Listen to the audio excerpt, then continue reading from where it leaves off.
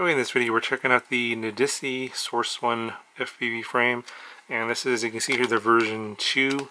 This is based off of the open source frame from TBS, obviously the Source 1. So it's the exact same in terms of the cutouts for the carbon. All the cuts are exactly the same.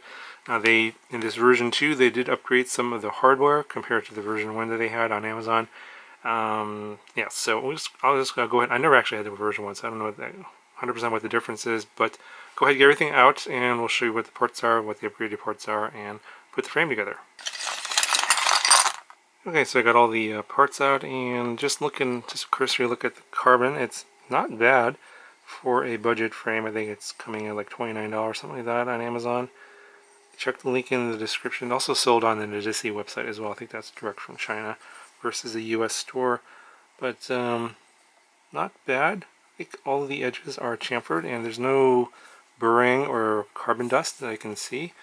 And let's just go ahead and give you a measurement here. So yeah, 3.8 millimeters, so it's supposed to be 4 millimeters. Let's see here. 3.8, so a little bit less than 4 millimeters. So this should be 4 millimeters. We're coming in at 3.8, so maybe my caliper's a little bit off, but yeah, that should be 3.9 or 4.0. There's the bottom plate here. It's coming in at 2.9. And then this is the sandwich plate, 2.8. And the side camera pieces are 1.8. This is the top plate. It's probably about 1.9, about 2 millimeters. So those are all the carbon pieces, and then this is what the standoffs look like. I think this is going to be like a 25 or 30 millimeter. Yeah, it's a 30 millimeter standoff. And I can see what they're calling the upgraded screws. Let me just pull some of these out. This is what they look like. They're anodized blue, bigger button heads on these screws here, so different sizes. And I also noticed that on this little sandwich plate here, these are press fit nuts. They're actually inside the carbon here, so that's kind of nice. They actually looks like it's installed at the factory, so hopefully those aren't going to be any issues with that. And then they also have some standard steel screws as well. And I think the rest are just nylon standoffs for your stack. That's typical. I don't see anything else unusual here, so yeah, I'm just going to put this together. This is not going to be terribly interesting. Obviously, going to use a sandwich plate and the arms, and yes, I'll probably something like this, and then this goes on, the top plate goes on here, and I think the screws go through this hole and this hole here into the press fit nuts.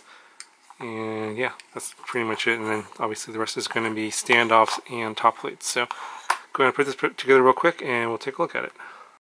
Okay, so here it is all put together, and now that I have the screws in there and I see how much they're protruding, yeah, they look kind of pretty and all, but for where the battery is going to go here, it's not so practical. And I'm going to probably replace these with some lower button head screws so that it's not going to be biting into my battery. And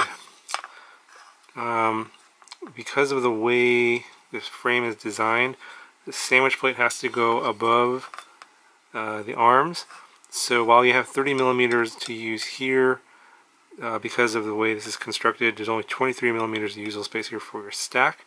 So it's going to be pretty hard to fit 3 boards in here, so you're probably going to have to put 2 boards here and your video transmitter back here. And they do offer a 20 by 20 stack mounting option back here for video transmitters, so I guess that's usable there. And then if you want to do a 20 by 20 stack here as well, you could do that. The reason that the sandwich plate has to go up on top is because the 30 by 30 screws for the 30 by 30 mount, stack mount, has to go where the arm or into the screws here where the sandwich plate is. That's why the frame has to be built this way. So normally in some other frames you could move it to the bottom, but because that screw is also being used for the stack mount, this has to go on top now. I might be wrong about that. Maybe there's another way to do it, but yeah, this is the way, or this is how much room you're going to have in this particular frame. So overall, the frame doesn't look too bad. Carbon's nice. Yeah, I'm pretty sure this is pretty much exactly the same as a normal Source 1 frame that you can get anywhere else. So it's a good budget frame. It'll probably hold up pretty good to most crashes. I'm trying to, I was trying to bend this earlier, and it's, 4mm carbon. It's not too bad. The arms are pretty wide. Should be a pretty good budget frame for a first timer, someone that's maybe bashing us around. Plus, since this is open source, any of the 3D printed parts for the Source 1 frame that you might find on Thingiverse, like arm bumpers, for example, the bumper here in the front, things that you might want to print out for a beginner that's going to be bashing us around. Yeah, all those things are going to print and fit on this frame just fine if you want to download it from Thingiverse. And here are the weight measurements, and I'll give you all the measurements here for this frame. 122 grams just for the frame, so not light, but not super heavy either. Okay, the motor distance is coming at about 226 millimeters. The side to side distance is about 179 millimeters.